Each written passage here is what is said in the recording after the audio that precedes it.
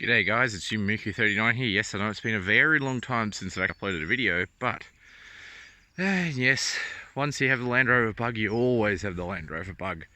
This is a 1968 Series IIA GS or General Service CV cargo vehicle.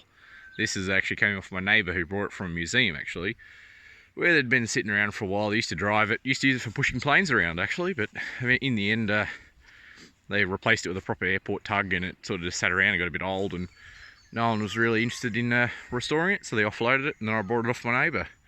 I actually paid a pretty good price for it, so I'm pretty happy with it. This, because I haven't seen a military one turn up in quite some time. They're actually kind of rare outside of a museum, so. But yeah, so it's in most of the things that make it an army vehicle are still there, like the bumpers. The pintle hitch has been replaced with a tow hitch, but that's, yeah, that just happens. Still has the NATO power plugger on the back. It's got the white mud flaps still on there. I do have the original wheels as well, but the good thing about the Sunraysias is they're tubeless, so it's really easy to work on. They've still got the twin fuel tanks, of course, and military model means full soft top, so that's pretty cool as well. So she's a full soft top, twin fuel tanks, which was all good. It's not perfect by any means, but it's got a pretty good chassis. There, oh, the dashboard is out. We're trying to. It's got some weird electrical things going on. Someone's been messing with it. Like the special way to start it, side head, and then start. When that's not the original start button, oh, that's incorrect. So I've got to try and work out why none of the electrics work, and that's the way you start it. Yep, usual 4-speed transmission. I need a knob for my 4-wheel drive. It's just gone, but I still have the one for the transfer case as well, so it's still sitting there. That's the little plate there that tells you what it is. 3/4 ton GS. It's pretty cool. Still a little plate there. It tells you all your oils and everything you're supposed to be using for different climates. Not too worried about the interior. The seats are shot, but that's alright. It's just how they are. Door tops are dead. Really, these are, well, you can see the hole in this one. They're really not salvageable. I'll probably end up replacing them because they're cheap enough. Doors still good though. Skins are good in them. So there is a bit of rust in it. There is a hole there in the floor pan, and then also the splash shield. It's got a hole right through it, so you can see that. There's some on the other side as well.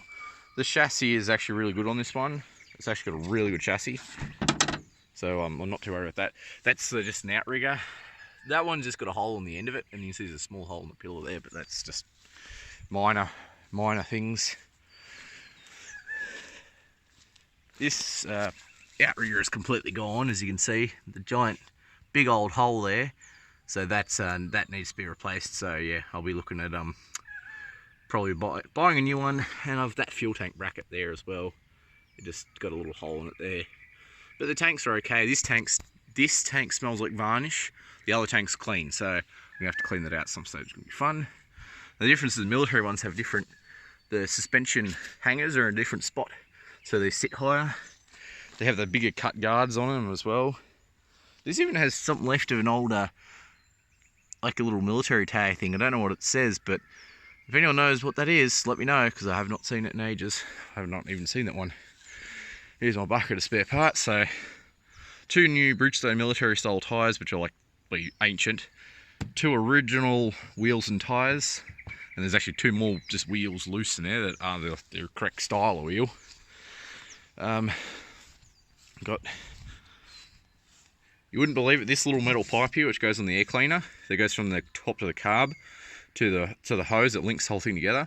These are, well, you can't buy these reproduction. These are the only parts that you have to find. And my neighbour told me, he goes, it took him forever to find one. So I got the proper air cleaner, it's just not installed. I do have a spare windscreen frame in there because my windscreen has a big dent on the side of it, so I have to replace that as well. But that's just the normal stuff. It has its usual little, so I've just undone the bonnet clips. This does not have a latch down here, like in most normal cars. This not here. It has the latch there, tool holders, shovel goes that side, pickaxe and axe go on that side, I think. Struts down. There's a little 2.25. This motor probably hasn't run in about 10 years, and we fired it up yesterday. Ran like a little trooper after we fixed the spark issue. You can see I've got the cover off over there because we're trying to make the master cylinder for the clutch work, but it appears it's totally dead, so I have to get another one of those. Same as the brakes, so I've got to put this up on a jack and see what's going on with the brakes, because it doesn't really have any. Yeah, I guess all the electrics, why they don't work and why nothing works, but besides the speedometer, but otherwise then nothing works. But this motor sounds really good. Nice, strong 2.25. It's got about probably 65,000 miles on it, I think. Which I don't, well, it says 5,000 miles, so I'm going to assume that it's gone round the clock, but let's see. For the camera will focus on it. Too busy trying to focus on it. Yeah, 83585. So it's 8,358.5 miles. So I don't know if it's gone around the clock or who knows, but I know it works. That's not the original oil pressure gauge either. There's supposed to be a different one there. One that says Land Rover, but it's not there. There's just this Smith's one, but that's alright. That's your blackout light switch there as well. So that engages your blackout lights, which none of them work at the moment.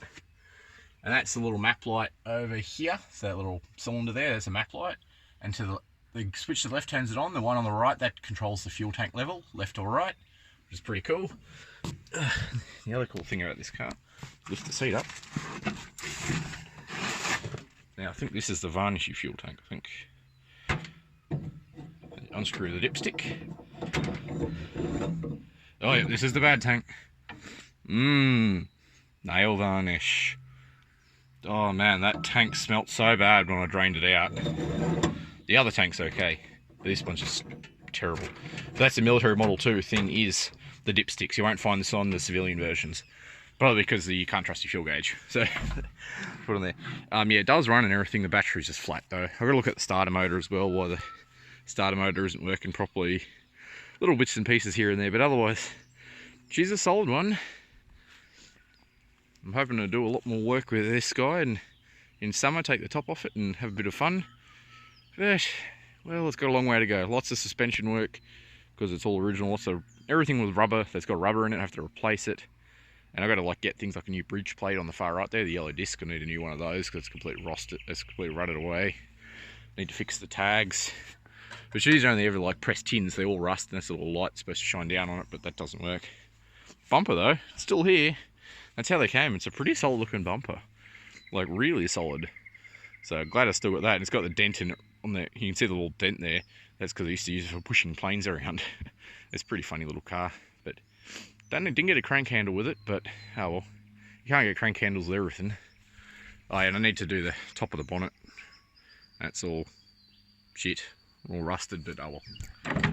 What are you going to expect? It's a 1968 vehicle. It's been in Australia for ages. But gotta admit the classic little Land Rover still always going to be a pretty awesome little car no matter where you go. First classic car I've owned too. So I own a lot of Defenders, but they're all 90s. So this is the first actual classic that I own. So it's going to be good when it's done. But anyway, it's under 10 minutes, so it still doesn't qualify as one of my long ramble videos. So anyway, just yeah, if you guys know anything more about these particular military ones, I've sort of done all my research, but I can't find everything out. Like I can't find where this vehicle came from. I just know it's a cargo vehicle, but I can't find anything on it saying if it's one of the 20 RAAF ones because its contract number does not exist in the database. So yeah, I don't know.